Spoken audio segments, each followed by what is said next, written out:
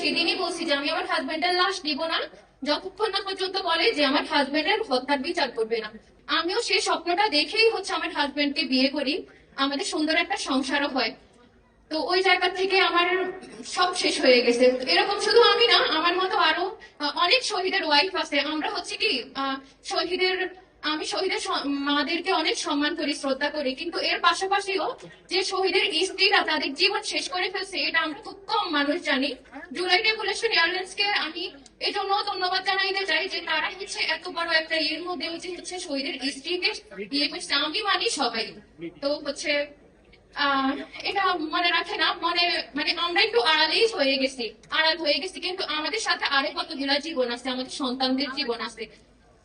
তারা যে কি হারাইছে এটা শুধু তারাই জানে। একটা সন্তান বাবার হাত ধরে, মায়ের হাত ধরে বড় হয়, সেই জায়গা থেকে আমি আমার সন্তানটাকে নিয়ে সাফার করতেছি আজকে 2 বছর।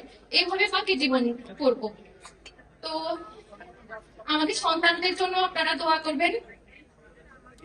1400 শহীদের বিচারটা অন্তত যেন হয়।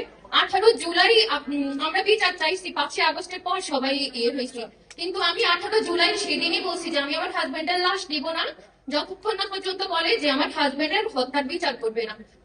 সেই জায়গা থেকে আমি এখন এসে একটু চুপ হয়ে গেছি। কেন? এই দেশে কোনো বিচারই হচ্ছে না। যেখানে হাদি ভাইয়ের বিচার হচ্ছে না, সেখানে আমার হাজবেন্ডের বিচার আমি আল্লাহর কাছে ছাড়া এই দুনিয়াতে যাওয়া আমার মনে হয় যে বোকামি। আমি আল্লাহর কাছেও বিচার চাই, আপনাদের কাছেও বিচার চাই।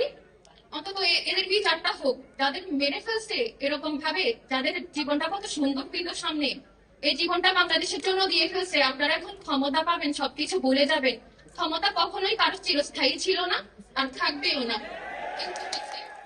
আপনারা মজলুম ছিলেন, এখন আমরা মজলুম। মজলুমের বদদোয়া অনেক ভয়ঙ্কর, সেটা মানতেছে না সরকার বা কার্যকর করছে না।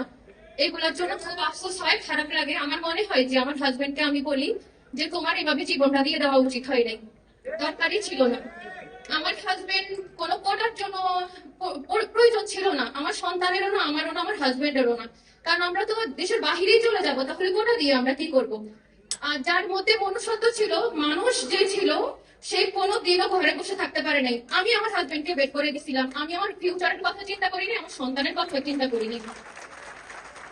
তো আমি যদি এখানে 2 মিনিট 5 মিনিট বলে শেষ করতে পারবো না, আজীবনেও এটা শেষ করা সম্ভব না।